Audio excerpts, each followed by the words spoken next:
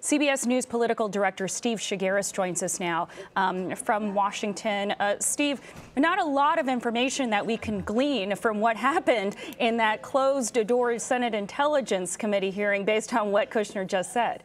Yeah, it seemed like he wanted to take the opportunity to read his final statement, which, as you mentioned, was released earlier today, where he said that he did not collude or know of anyone else in the campaign who colluded, and that he had no improper contacts and not relied on Russian funds for his businesses. I think he wanted to get that out there on the record, on camera.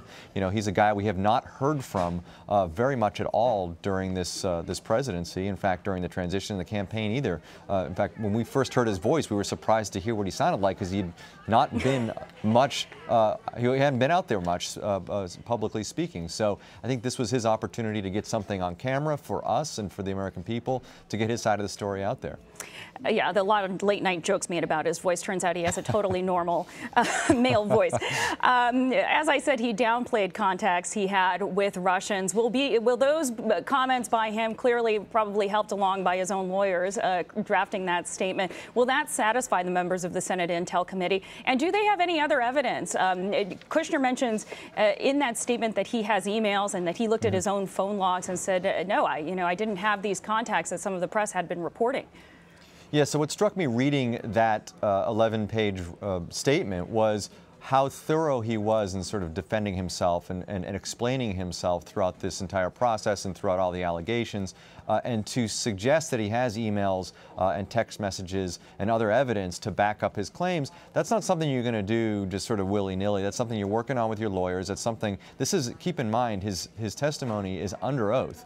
So this is a potential perjury situation if he's not telling the truth. So I can't imagine that any good lawyer would put him in a situation to put false information in writing and then in front of a committee. Now, whether it satisfies the members of the committee is another thing. We heard Democrat Senator Ron Wyden say, I have not relied, he thought that Kushner's statement that he has not relied on Russian funds is not enough. He said he's repeatedly concealed information, this is Kushner, and said there should be no presumption that he's telling the truth in this statement. That's what Ron Wyden said, a Democrat from Oregon. So not everybody on the committee is buying this, but again, from a legal standpoint, if you're a lawyer, I don't know how you would put your client in a situation where you would put so much detail in a statement that is going to be read under oath, knowing that that's not totally true. And just to be clear, to fill our viewer in, that you'll recall that Kushner, who is a senior advisor in the White House, had to fill out this form saying which contacts he had had with foreign governments.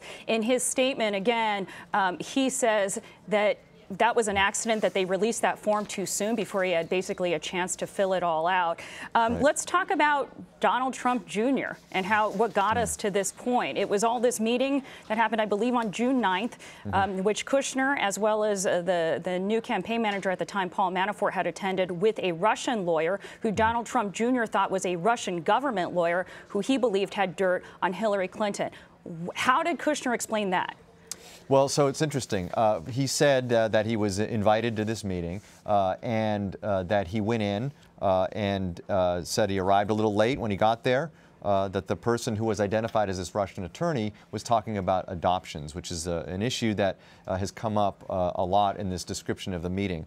He said they were talking about the issue of a ban on U.S. adoptions. He said, I had no idea why that topic was being raised and quickly determined that my time was not well spent at this meeting. He then apparently texted or emailed his assistant and tried to create a diversion so he could get out of the meeting and said, can you please call me on my cell? I need an excuse to get out of the meeting.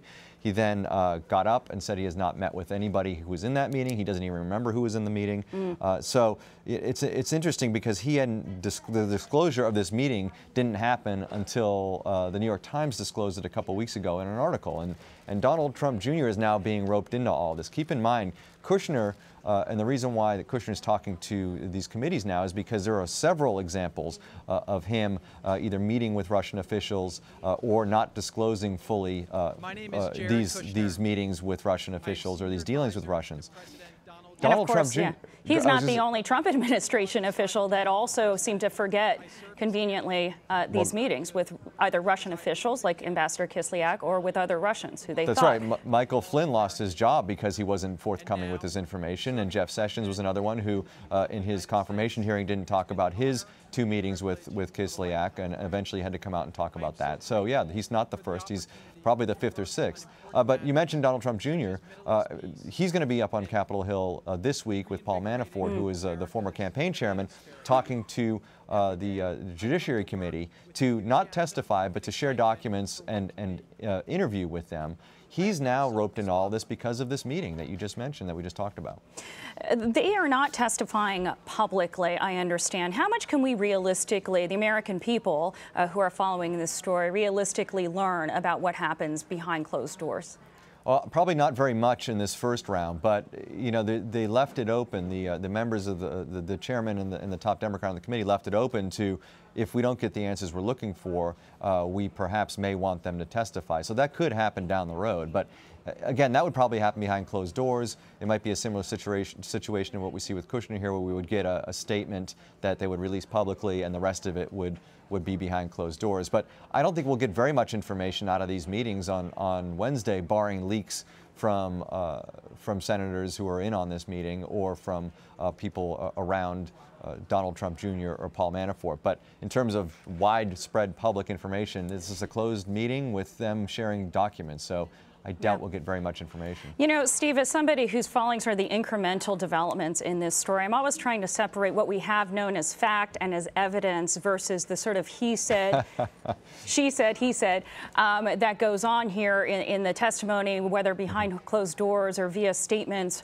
or whatever. It occurs to me that the only real evidence we have is those Donald Trump Jr. emails that he tweeted out a few weeks ago, where it basically confirmed that he thought he was getting dirt on Hillary Clinton from a government official. When it comes to Kushner, is there anything like that, or is he in the clear at this point when it comes to real evidence, real fact?